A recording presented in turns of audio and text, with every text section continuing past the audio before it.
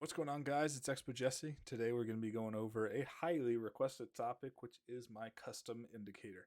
Now, this indicator is about 50% custom and a 50% combination of some open script indicators. I don't claim to have made anything, groundbreaking here.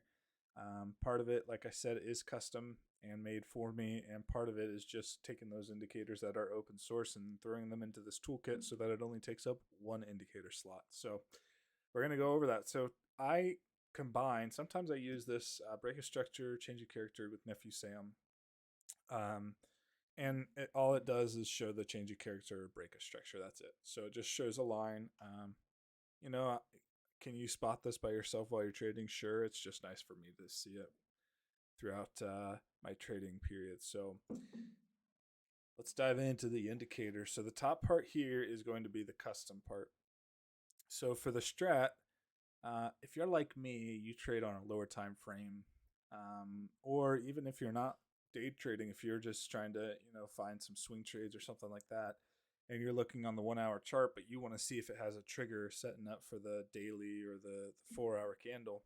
What you can do is select this time frame one and change it to whatever time frame you want to see it the setup for. So right now it does not do continuation setups, so it would only set up for reversals, which is it's fine.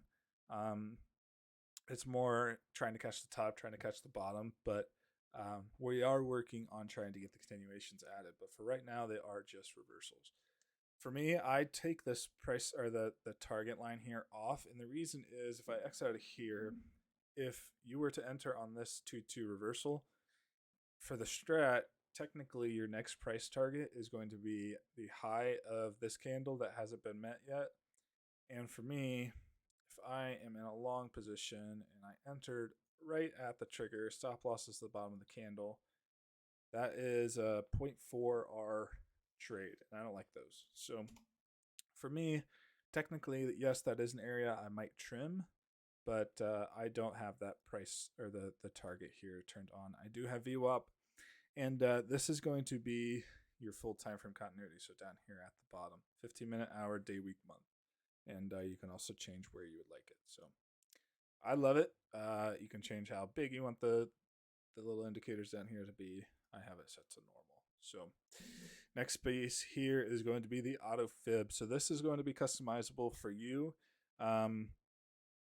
How it is set up natively is it's pretty good. 3 deviation, 5 depth. Sometimes you need to change it. Sometimes it goes 5 depth, 5 deviation, 10 depth. It just all depends on what kind of move I'm trying to get. Sometimes I keep this turned off if it's not working well that day, but 3 and 5 generally gets, as you can see, gets most of the move. And then natively, you'll see it looks something similar to this. I have the 65% turned off, and then the 382 and the golden zone is going to be yellow. And then if you're a Fibonacci trader, the negative 0.25 and negative 618 price targets are going to be different colors as well. And yeah, that's the auto fib. Now we get into the belly of the beast. So as everybody knows, if you haven't seen my video on my strategy, there's 2 of them out there. I trade the strat, which is the biggest video on this channel. Thank you guys again for getting that over 2,000 views. First video over 2K since starting this channel, and getting a ton of good feedback, so love that. But I trade the strat combined with ICT or SMC Smart Money Concepts.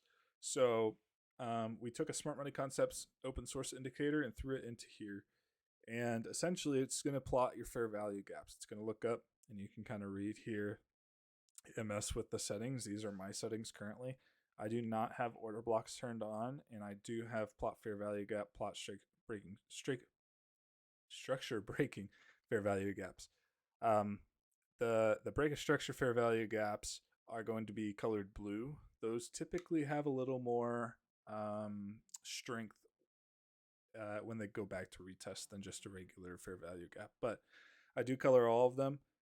And then I do have them labeled here with a tiny little FVG minus or plus, which just means if it's bearish or bullish.